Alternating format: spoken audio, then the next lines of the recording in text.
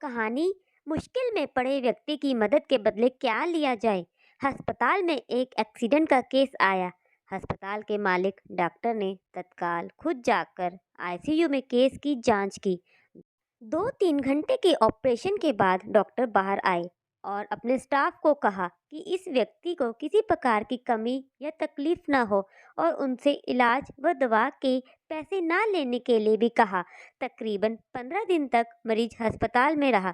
जब बिल्कुल ठीक हो गया और उसको डिस्चार्ज करने का दिन आया तो उस मरीज का तकरीबन 2.5 लाख रुपए का बिल अस्पताल के मालिक की टेबल पर आया।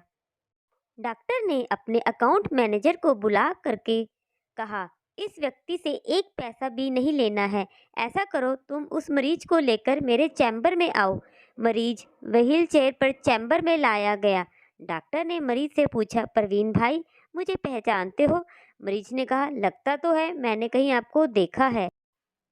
डॉक्टर ने कहा, याद करो, 2 साल पहले सूर्यास्त के समय शहर से दूर उस जंगल में एक गाड़ी ठीक की थी। उस रोज मैं परिवार सहित पिकनिक मनाकर लौट रहा था कि अचानक कार में से धुआं निकलने लगा और गाड़ी बंद हो गई। कार एक तरफ खड़ी कर हम लोगों ने कार चालू करने की कोशिश की, परंतु कार चालू नहीं हुई। मेरा थोड़ा थोड़ा घिरने लगा था। चारों ओर जंगल सुनसान था। परिवार के हर सदस्य के चेहरे पर चिंता और भय की लकीरें दिखने लगी थी और सब भगवान से प्रार्थना कर रहे थे कि कोई मदद मिल जाए। थोड़ी ही देर में चमत्कार हुआ। बाइक के ऊपर तुम आते दिखाई पड़े। हम सबने दया की नज़र से हाथ ऊंचा करके तुमको रुकने का इशारा किया। तुमने बाइक खड़ी करके हमारी परेशानी का कारण पूछा। तुमने कार का बोनट खोलकर चेक किया और कुछ ही क्षणों में कार चालू कर दी। हम सबके चेहरे पर खुशी की लहर दौड़ गई। हमको ऐसे लगा कि जैसे भगवान ने आपको हमारे पास भेजा है, क्योंकि उस जंगल में रात गुजारने के ख्याल मात्र से ही हमारे रोंगटे खड़े हो रहे थे।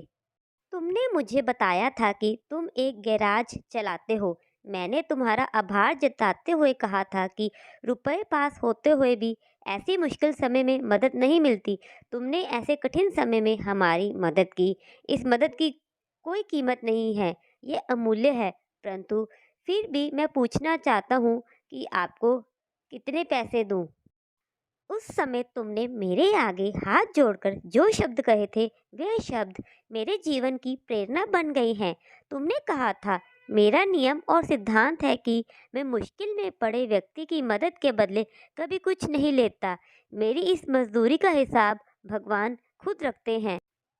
उसी दिन मैंने सोचा कि जब एक सामान्य आय का व्यक्ति इस प्रकार के उच्च विचार रख सकता है, तो मैं क्यों नहीं रख सकता। और मैंने भी अपने जीवन में यही संकल्प ले लिया है।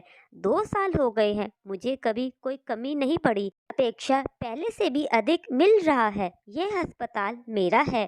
तुम यहाँ मेरे मेहमान हो और तुम्हारे ही बताए हुए नियम के अनुसार मैं तुमसे कुछ भी नहीं ले सकता। ये तो भगवान की कृपा है कि उसने मुझे ऐसी प्रेरणा देने वाले व्यक्ति की सेवा करने का मौका मुझे दिया। ऊपर वाले ने तुम्हारी मजदूरी का हिसाब रखा और वो हिसाब आज उसने चुका दिया। मेरी मजदूरी का हिसाब भी ऊपर वाला रखेगा और कभी जब मुझे ज़रूरत होगी वो ज़रूर चुका देगा। डॉक्टर ने प्रवीण से कहा, तुम आराम से घर जाओ और कभी भी कोई तकलीफ हो तो बिना संकोच के मेरे पास आ सकते हो। प्रवीण ने जाते हुए चैम्बर पर रखी भगवान कृष्ण की तस्वीर के सामने हाथ जोड़कर कहा कि हे प्रभु, आपने आज मेरे कर्म का पूरा हिसाब ब्याज समेत चुका दिया। क्या करती हूँ आपको ये कहानी पसंद आई होगी। आप अपनी राय कमेंट बॉक्स में जरूर दीजिएगा।